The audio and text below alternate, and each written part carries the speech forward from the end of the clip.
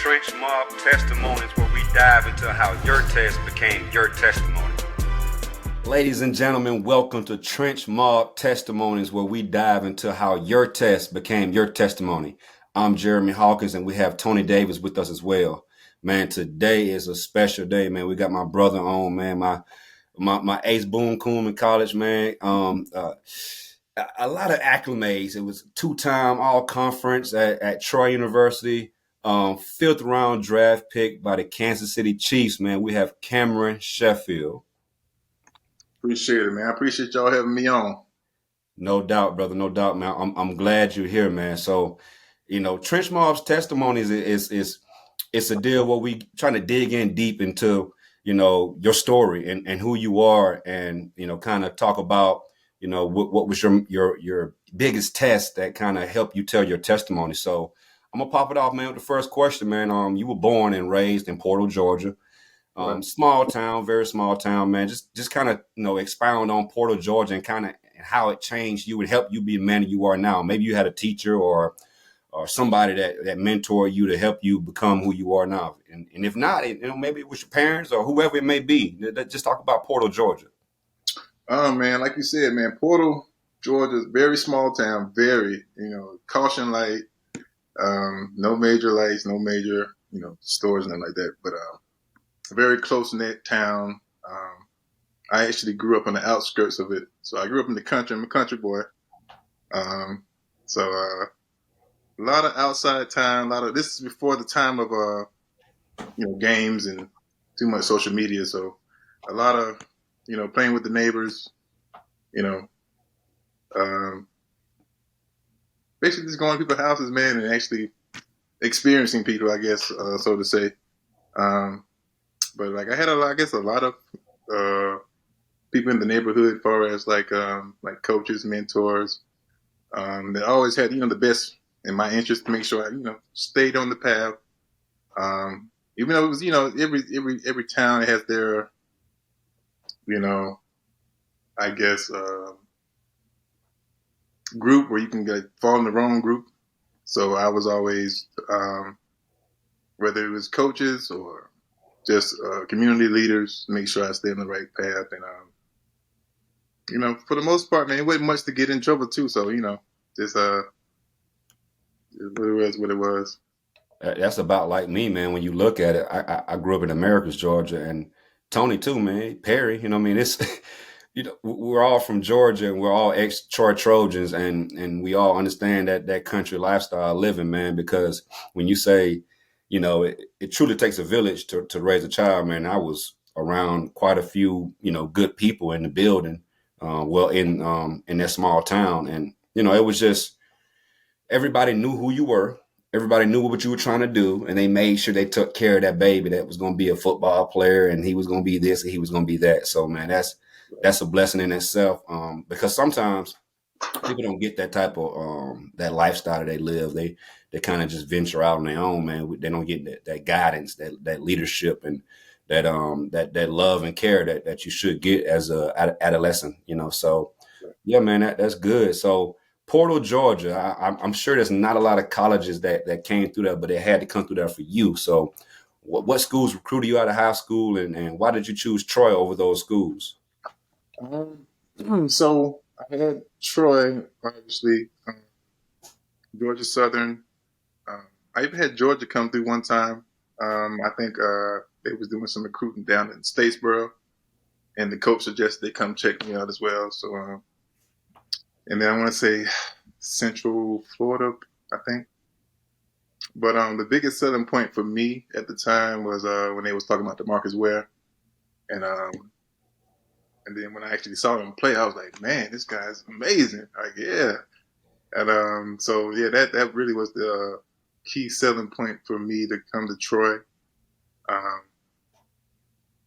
Because, I just saw him and like, man, I could see myself being a Trojan.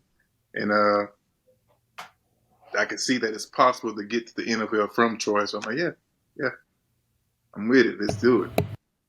No doubt, man. They did sell DeMarcus for sure. For me, on my visit, I got a chance to bump into him, and He was, basically in and out because he was on the way out when I was coming in. So he was preparing himself for the draft and getting together for that. He wasn't trying to be in no mess, you know what I'm saying? So, and it was a blessing to meet him and to be in that same environment, like all three of us, that he, was kind of molded in. And we wanted to chase that same dream, man. We all had NFL dreams, and only one person on this call, this podcast, actually got an opportunity to live that dream. So, and congrats on that, man. It was a big deal for us and a big deal for Troy University. So, no doubt. Absolutely, man, and it's great to have you, man. It's been a while since we've seen you. I know at least I guess it's Jeremy wedding, but man, it's always a pleasure to see you.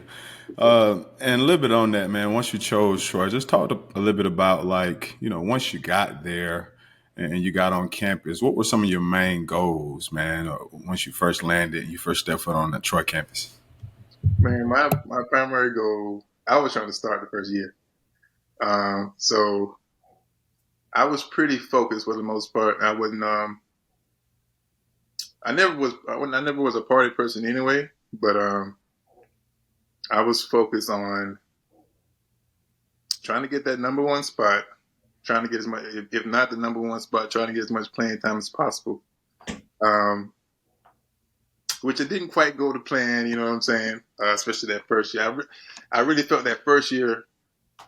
Uh, outside the last two games, which was, I want to say we played against Florida International, and then it was the bowl game. So up until then, I didn't play at all. I was on the sideline. I'm like, man, this is wasting my time. And thinking about it now is like, man, if we had the transfer portal, I might have left. But I think that experience also, I guess it kind of made me hungrier.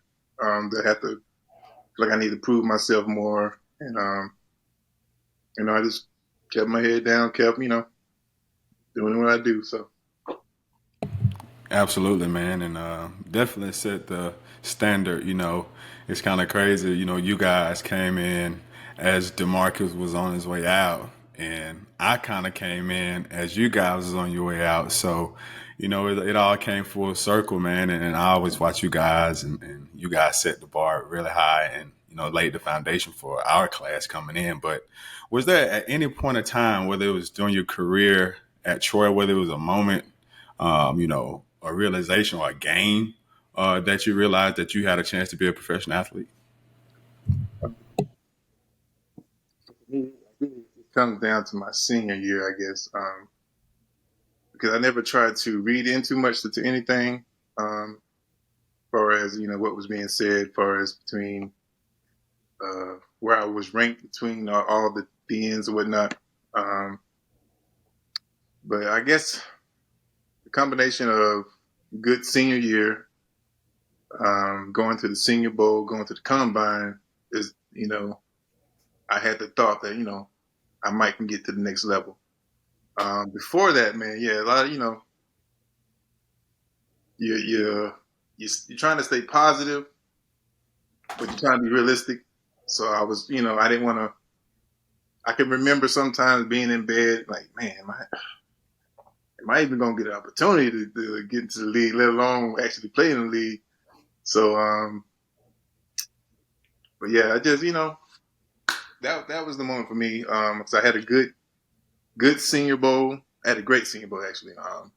Great Senior Bowl, and I had a good Combine, for the most part, minus, I had a shoulder issue at the problem at the time. I meant 40 was a little jacked up during that time, but I had a good workout, especially transitioning from pure DN to doing some of the more versatile hybrid stuff.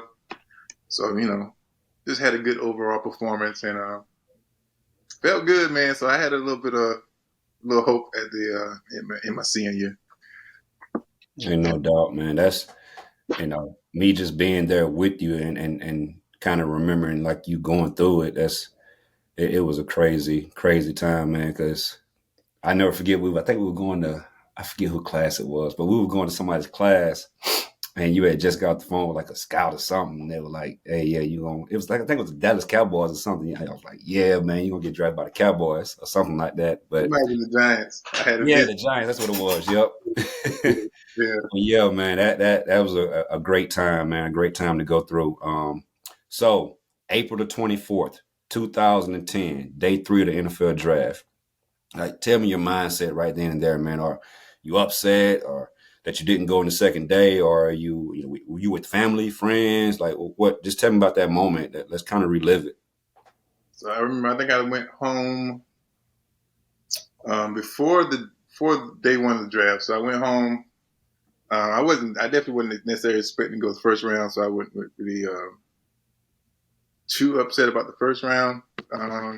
Second round, it was more.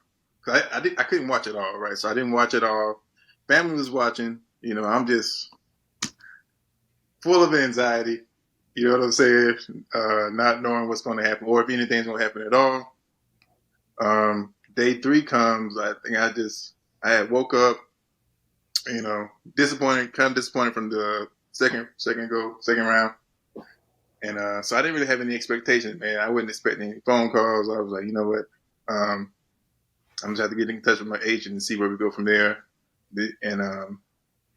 But I can't remember exactly what time it was around the time they called, but I know it was in the morning. And so so when I saw the phone, because it always comes up as some unknown number. Okay, this might be it. Answer the phone. I believe it was Scott Pioli, who I talked to first. Asked me if I wanted to be a Chief, and I was like, hell yeah. Hell yeah. Damn right. Yeah. So started off, I would say gloomy, but then I always, my mom, she's a missionary, but she's always said I had favor in my life, so I was surprised, but not surprised, because I'm a big believer. Everything happens in its due time. Everything happens for a reason. So I was ecstatic, basically. And that's awesome, man. So, in your time, whether it was in the NFL or CFL, who was the best offensive lineman you played against? It could have been practice, game. Like, if you could pick one guy to say he was a dog, like who would you say that would be for you? Good, that's a tough one. But I'm gonna go with I guess my old teammate Brandon Albert. He was a good combination of athleticism and strength. I'm gonna go with Brandon on that one. Yeah, that's definitely a good one to go with. Hell, he good. No doubt. So, you go from the toughest one, and he could be the same person. Now, who was your funniest teammate you had, man? Kind of elaborate on that person. Man, I had to think about that one. Because no matter who, cause I'm the type of person that I can generally get along with anybody. So I would say, man, Slim. Slim was probably like the funniest guy No doubt. that I've been around. Nothing specific, man. Just his energy. He's good energy. Always always in a good mood, cracking jokes. But yes, I would say Slim's probably my funniest, man. But you was right there behind him, though.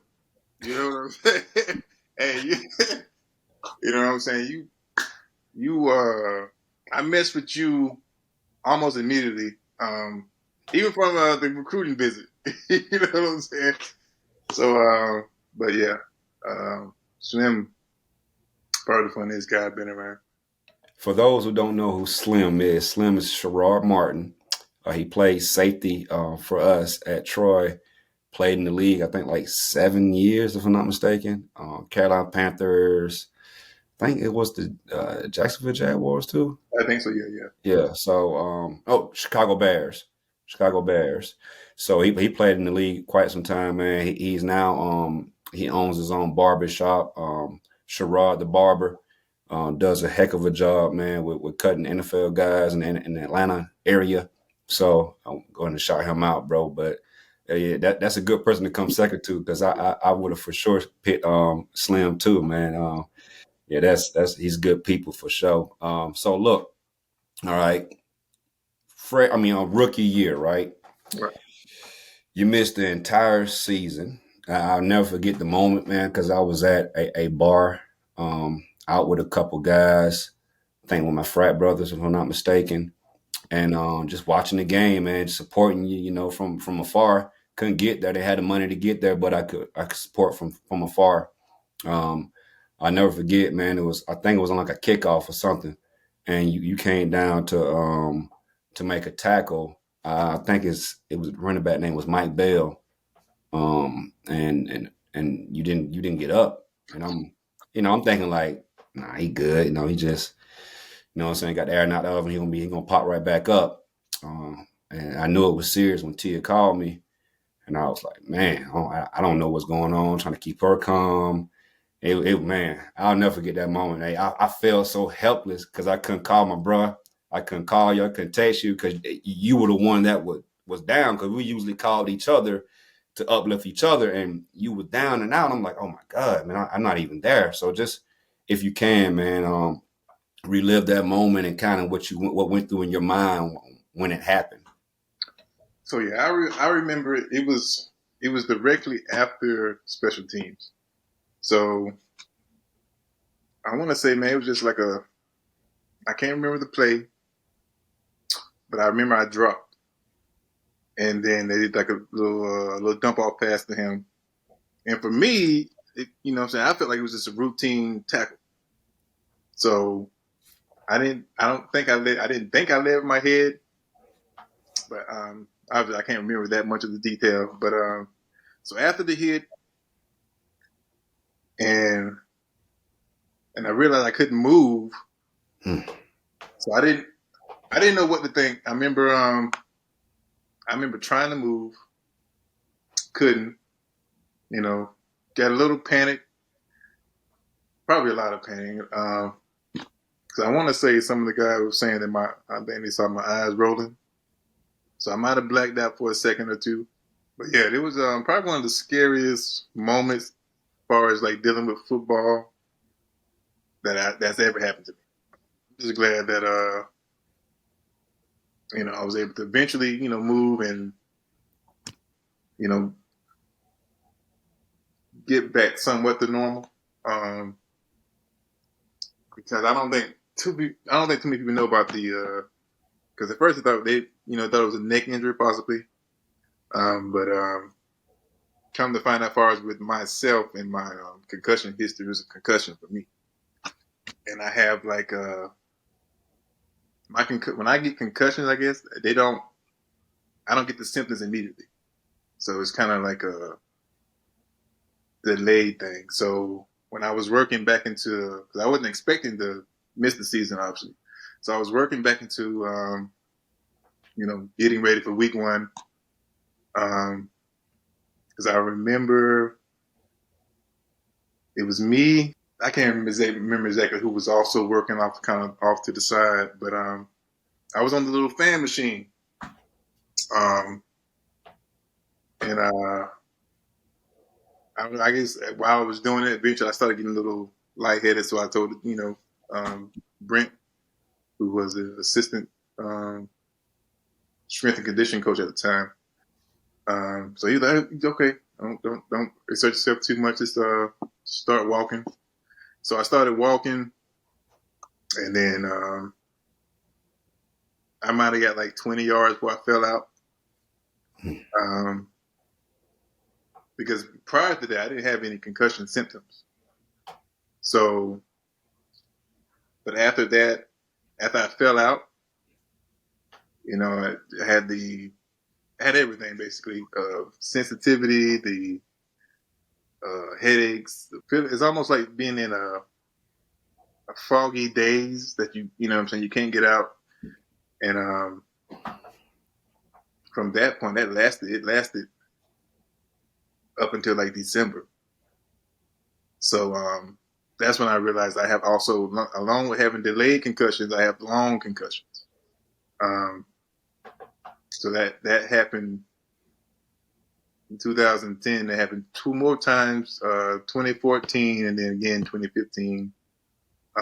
Which by then, if I had the opportunity, I probably, with the passion that I have for playing football, I probably still would have played. But when you get that, you start to get those designations. You're less likely for people to take chances on you.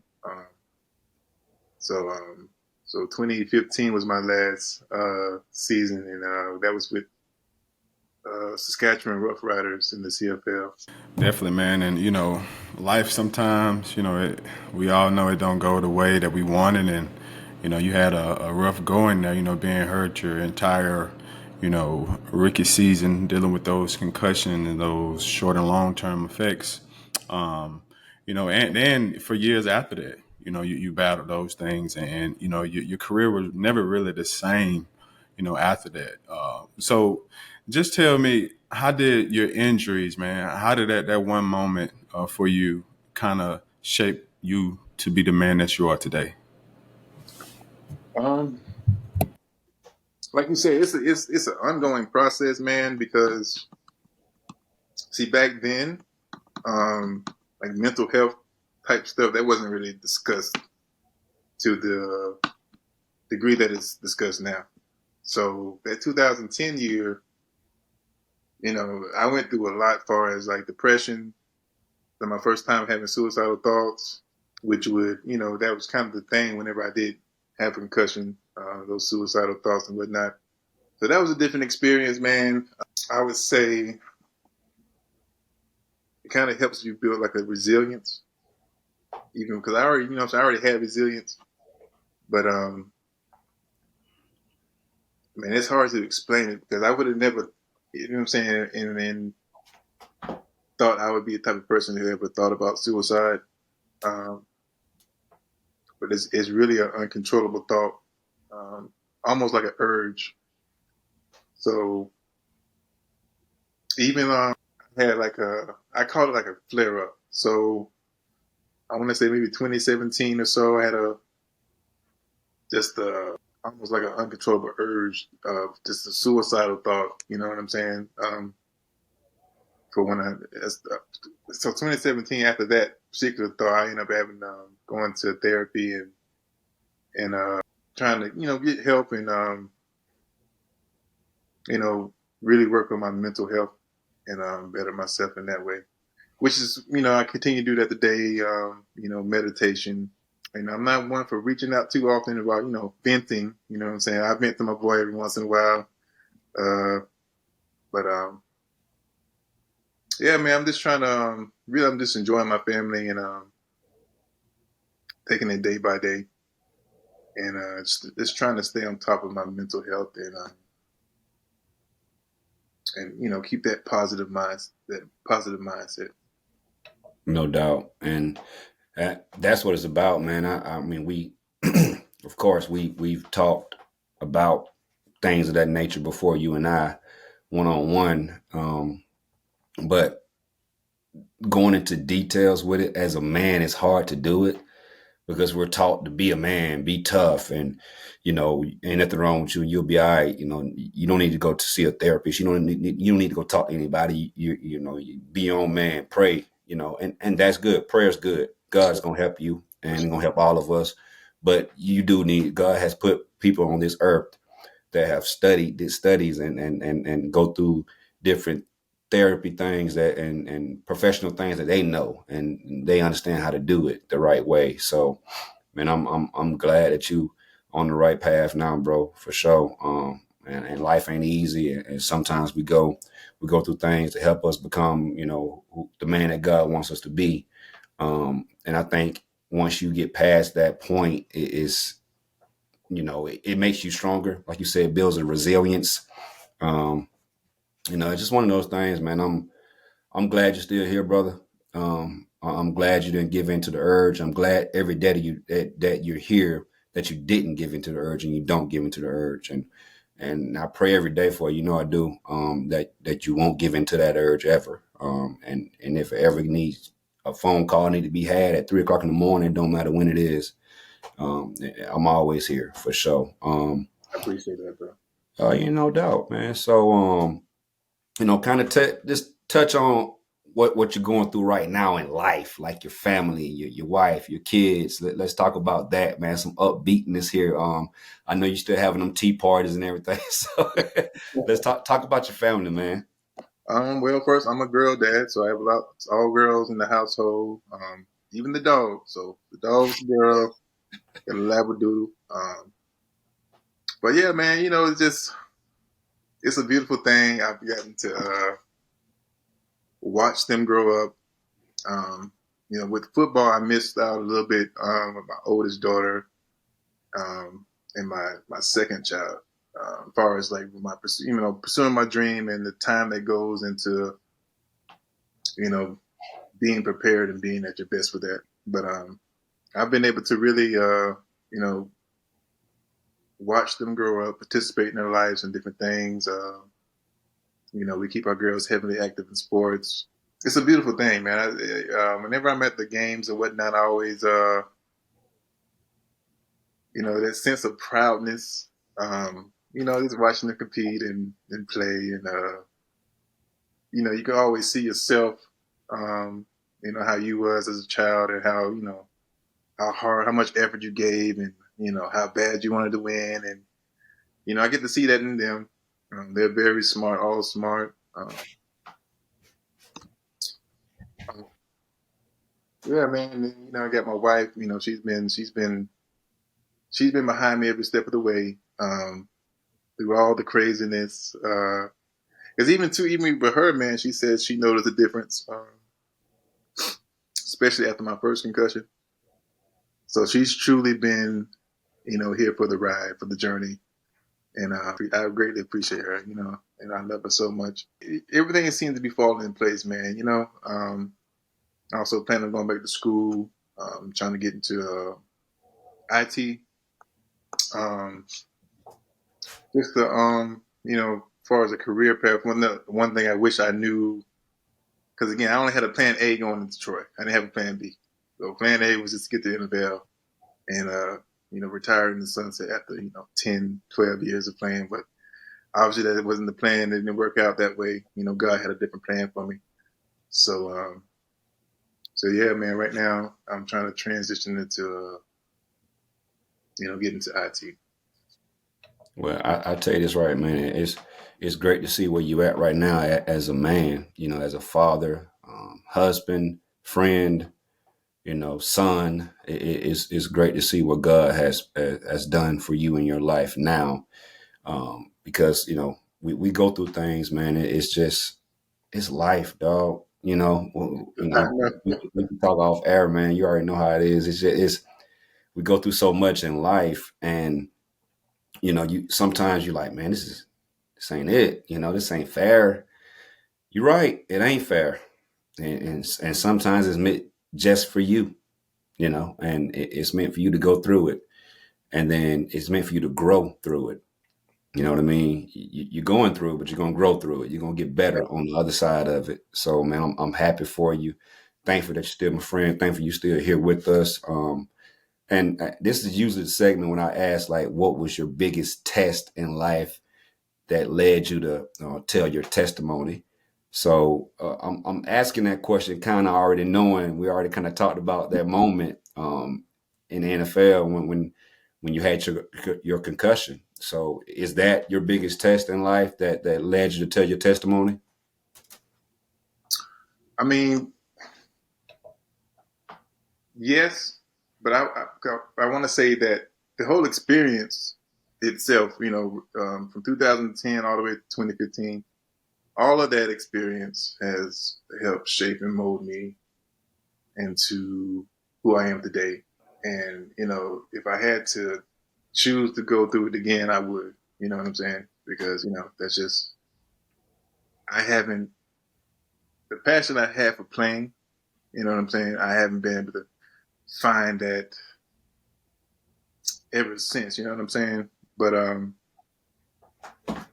but it's still the experiences has made has gave me a certain perspective on life and how things can always be worse.